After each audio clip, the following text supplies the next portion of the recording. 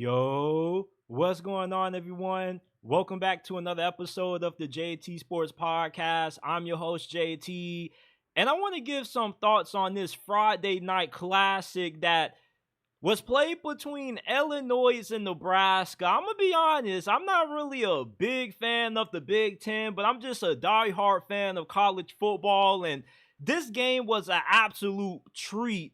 31-24, Illinois improves to 4-0 on the season. Nebraska suffers their first defeat of the year. Nebraska kind of blew this game in the end. In the fourth quarter, they get a big fumble recovery, but they couldn't capitalize off it. And Matt Rhule gets put in a situation where he either can go for it on 4th and 3, try to extend the drive, and maybe get a touchdown or get an easier field goal, but instead, he opts to take the 39-yard field goal with a backup kicker. And you really can't fault Matt Rhule for trying to get the 3 points in that situation. It's a tie ball game, 24-24. You make that, it's 27-24. And you would think that Nebraska defensively would have been able to keep Illinois from going downfield and either tying the game up or winning it. So I don't really think you can criticize Matt Rhule's decision-making in that spot.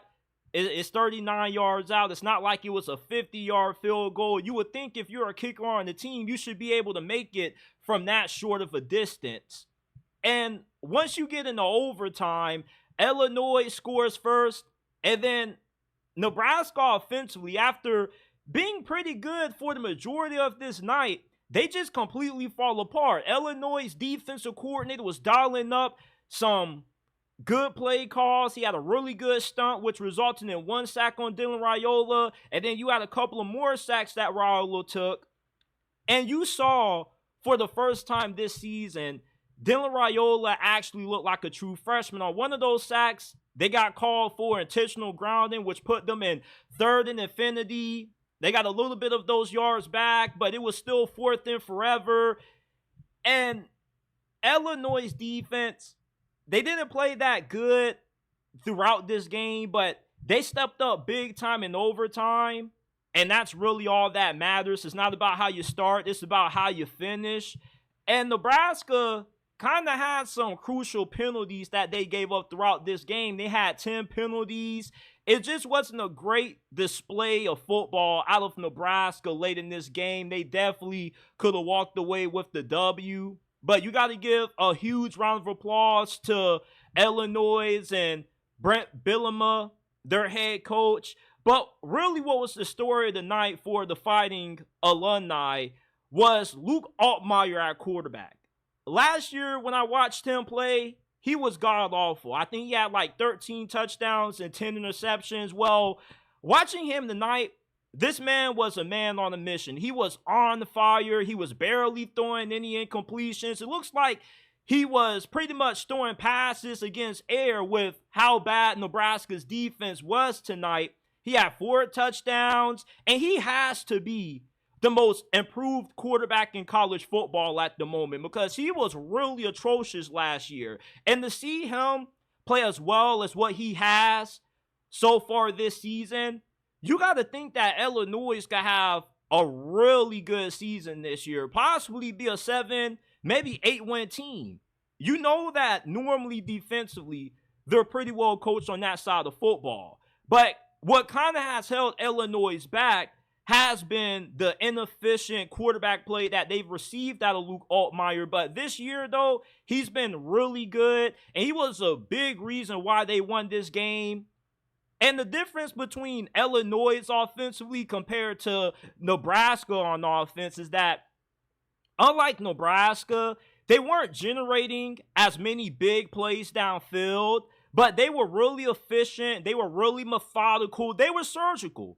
And they had a lot of success on the ground as well. They outgained the Cornhuskers in the rushing department. And for Nebraska, I mean, even though Raiola kind of sold this game in the end, he still played an incredible game. He had a lot of Mahomes-like throws that he was making. He had some really big touchdowns that he was throwing down the field, when he was pushing the football vertically, and on the lone interception that he threw tonight, I don't really think it should even be counted because initially it looked like a touchdown. And more so, it's just a great play by the Illinois defensive back than it was on Dylan Raiola, because looking at it at first, I thought that was a touchdown. And then the more they started to replay it, I was like, oh, snap, that was a great play by that DB. But Dylan Raiola gives Nebraska a lot of promise and hope for the future of this program.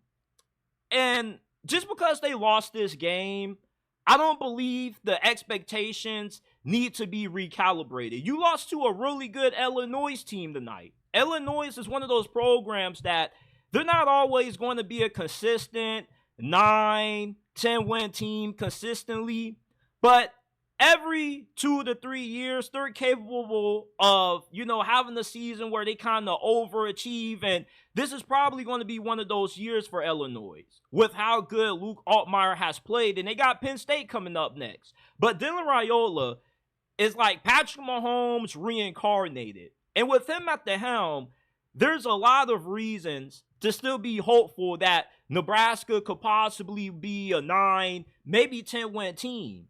What really lost the Cornhuskers the game tonight is how much of a no-show their defense was. Their defense has been raved about for the majority of this season. The pass rush was non-existent tonight. Luke Altmyer was pretty much throwing from clean pockets all afternoon. And I was just a little bit surprised because Illinois does have a really good offensive line. When you think of Illinois, they're a really tough team, really physical, but Nebraska does have one of the better defensive lines in the country, and they were unable to get it done in the biggest moments of this game. It seemed like Luke Altmyer, every time he had the ball in his hands, he was just going up and down the field with ease on this Cornhuskers defense. So a really disappointing outing for Nebraska defensively.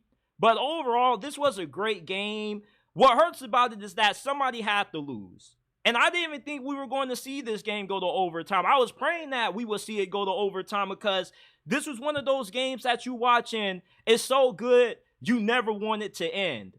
But when they missed that field goal, you kind of had the feeling this game was going to go into OT and that Illinois was probably going to walk away with the victory, because I felt like Nebraska, throughout the first 3 quarters, had the momentum for most of this game.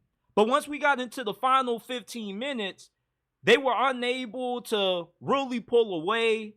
They couldn't capitalize off Illinois' big fumble. Then you have 3 straight sacks in overtime. Things just went completely off the rails for the Cornhuskers late in this game. But that's what comes when you have a young quarterback. You're going to have some growing pains. There still is a lot to be optimistic about. I don't see this being a year where Nebraska struggles to get the 6 wins. They easily should be able to be an 8-win team or better.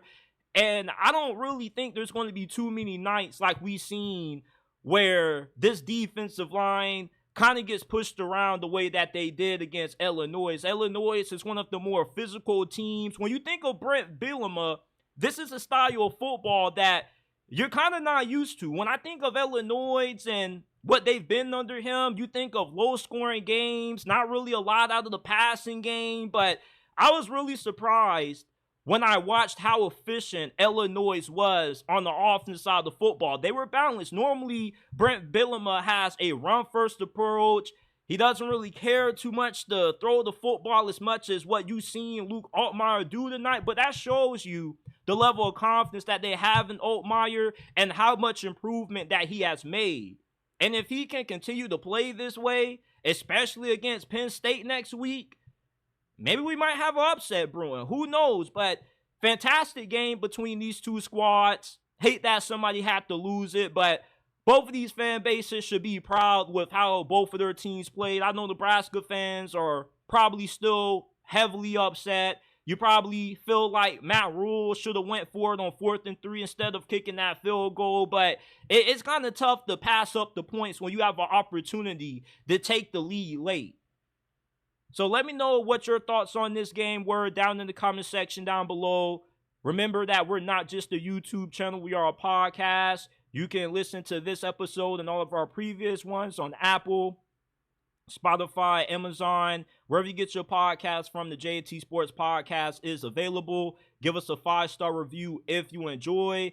Follow me on Instagram at JT_Sports_ and on X at JT___. And I will see you guys shortly with another episode of the pod.